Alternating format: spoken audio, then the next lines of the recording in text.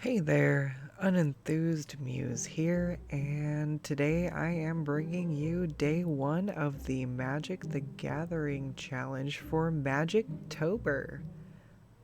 Day one's theme was fungus, so I sat on the idea for a minute and I was thinking, what if there was a fungus spore that would lay dormant in your brain and only grow post mortem?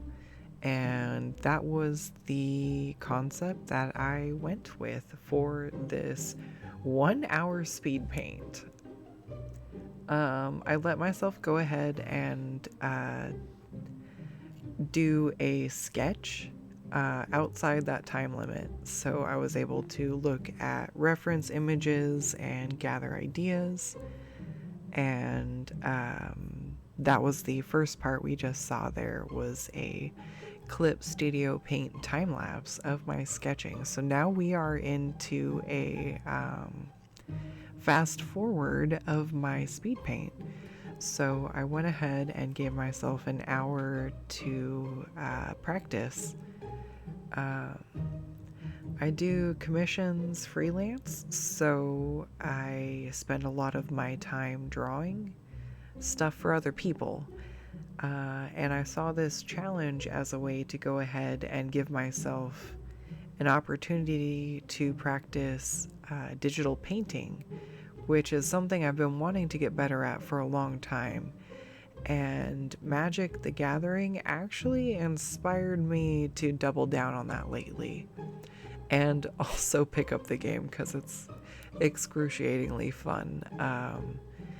But what gets me every time is all the gorgeous card art and the beautiful renders of all these insanely inventive and creative creatures. And I can't help but be inspired. And I'm not one for feeling down on myself for art. Like, if you feel like something is really awesome and you wish you could do that, then you just need to keep working at it and try to get there. So here you see me playing around with the glow effect on the mushrooms. Green is one of my favorite colors, and glowing effects are one of my favorite to try to paint or draw. So I figured in this challenge it would be something I'd focus on trying to paint. I like to work from darker values to lighter values. So that's where you're seeing me work with these greens and blues and then bring in the highlights from the yellow. Um, this skull was pretty interesting to work through, but I tried doing my best to block out the colors under the sketch, and then I got rid of the sketch and left the mushrooms where they are, and just kind of started working on filling in the in-betweens and the values.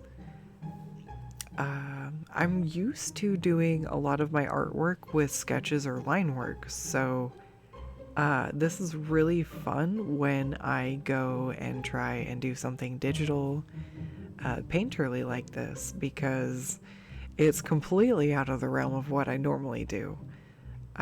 So pardon me while you're watching me figure out how to make some of these values blend.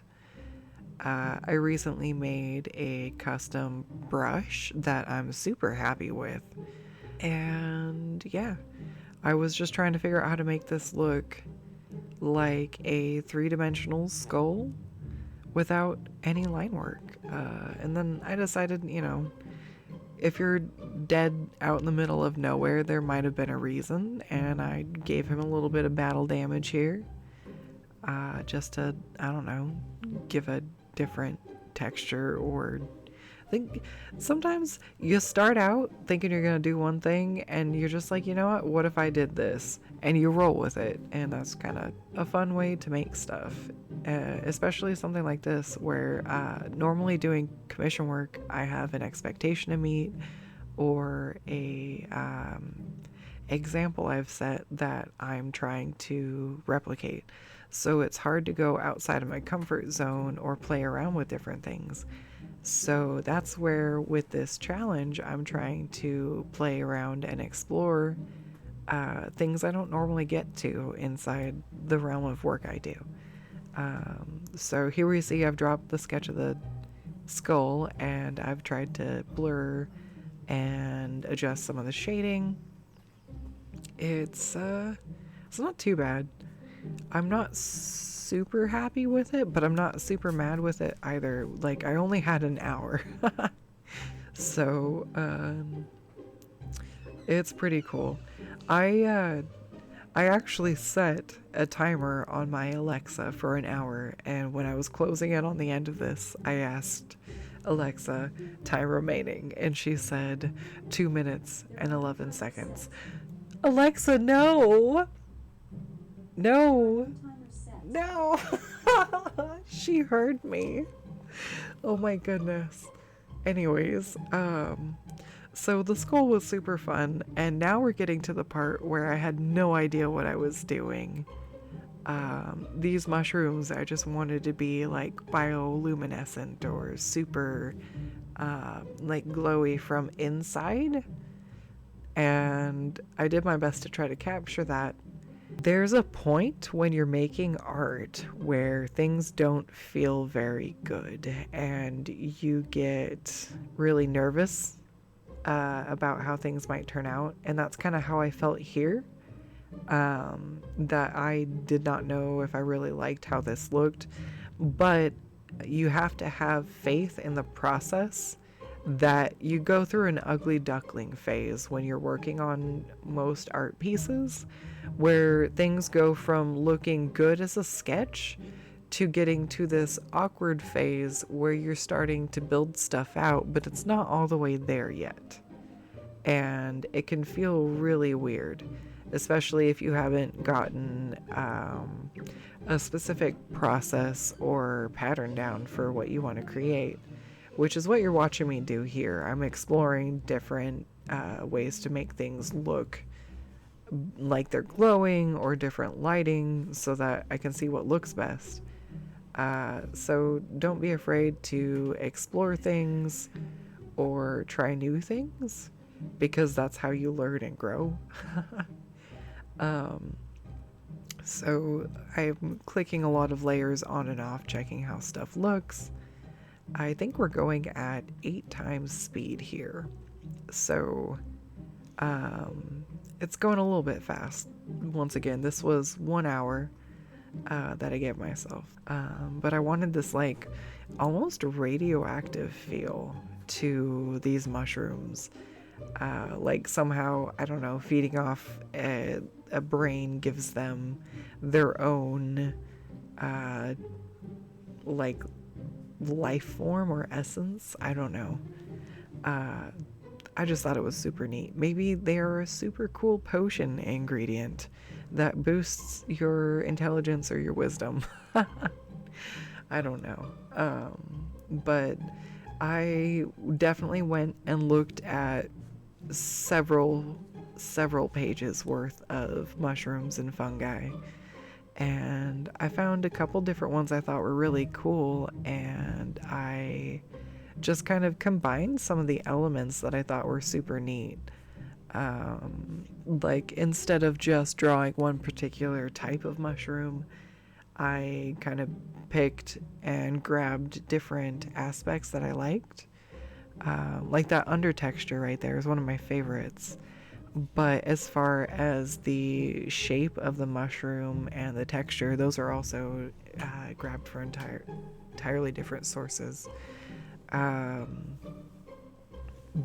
the more places you grab inspiration from, the more interesting designs seem to get. So it's a really fun thing to experiment with. And this was definitely the point where I kind of started to see where things might be going. And I started having confidence that when things wrapped up, they'd look all right. I tried making these look super, like light was radiating out from in between the gaps. Don't be afraid to try things when you're drawing or making art. especially digitally. There's usually a way to backtrack or like Control Z. So, as much as I love traditional art, and it's still one of my absolute favorites, find me curled up in my sketchbook any day. It's really freeing when you try digital art and you're able to save things, try things. Here you're watching me experiment with different like layer opacities, different layer effects, trying to see how I can make these mushrooms look like they have some dimension and are just radiating light. I feel like I did a pretty good job giving myself an hour to work this out. So overall, I would say I'm absolutely happy with how this turned out. And I've only made a couple of process videos so far, but I have to say it's really neat to look back and see how I work stuff out as I'm going along. So it's really fun to be doing commentary on this right now. It's, like I said, it's really cool that with digital art you can go back through and play around and change things, whereas traditional art is much more cement and final. If you lay that Sharpie down, that's where that Sharpie is, unless you have all the gel pens in the world. So, which actually I just got a gel pen for my birthday, and I think we're gonna have to do some traditional art here so that I can play around with it. And here we go. I'm pretty happy with the mushrooms at this point, and I'm just kind of fiddling with the skull. And it's here where I started trying to figure out what I was going to do for the background, because I didn't really plan that far. I was like, all right, I want mushrooms, and they grow out of brains, so they should be coming out of a skull. Like, this is the genius, this is the thought process, this is how we got here. I like green, I like glowing things. The theme was fungus, and I like skulls. So I'm like, all right, so we got all those boxes checked off. I'm like, all right, we're ready for some background. So here I am trying to add some good like final highlights and shapes to this skull I've etched out. Etched. That's some jewelry terminology I haven't used in a while. So anyways, I am trying to get things balanced out. It's really hard because right now I'm like, oh, that looks so good. But while I'm drawing it, you're like in the middle of the chaos, and it's so hard to tell what looks good because nothing looks good. You're just so critical. But when you look back on things, you have a different mindset or feeling. Alright, so I decided if there are mushrooms growing out of the eyeballs, there must be other mushrooms nesting and growing inside the skull. So I give it a slight glow. And then I think here is about where I decided these other mushrooms I did not have room for. So I started to block out the bottom of these guys so that they can feel rooted into the skull. And this is where I decided this kind of reminded me of like swamplands or some of the swamp cards.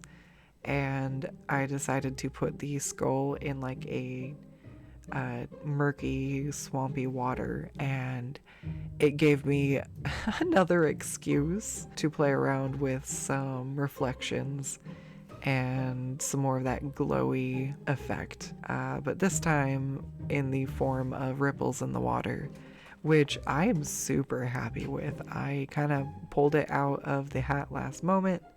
I only had a few more minutes left on the clock, and I decided to just kind of add some interesting textures in the background because I don't really want it to be overly dominant or the focus, because the mushrooms in the foreground are what all the time and energy went into. So went ahead and just kind of decided to do like a swampy forest. and made everything kind of dark and brought in some like vertical stripes for trees and tried to draw some branches off of those to kind of give it some texture. And it looks all right. I would like to get to the point where I had more time to spend on something like that. But I don't think 2 minutes and 11 seconds would have been long enough to get much more done. So I was good calling it here, and now it is time for the good old-fashioned signature. So yeah, here we go. We have Magic the Gathering's October Challenge, hashtag Magictober, Day 1 Fungus. And here we go. I'm trying to figure out what font I like. Let's talk about this. So fonts are really cool in the way that they can display a lot of emotion and feeling, or some sort of vibe or aesthetic. So I haven't really looked into too much what fonts I like, and this was a good little adventure. So here we go. I finally settled on something I'm happy with, and here we have my final result. And I am super happy that this came out the way it did. Could it have been a little neater? I'm very sure it could have, but for an hour, it's awesome. So thanks for watching. Have a good one. Take care. And if you want to see more from me, check me out on Twitter at unenthused or Twitch and Instagram under the same. Oh God, I'm rambling.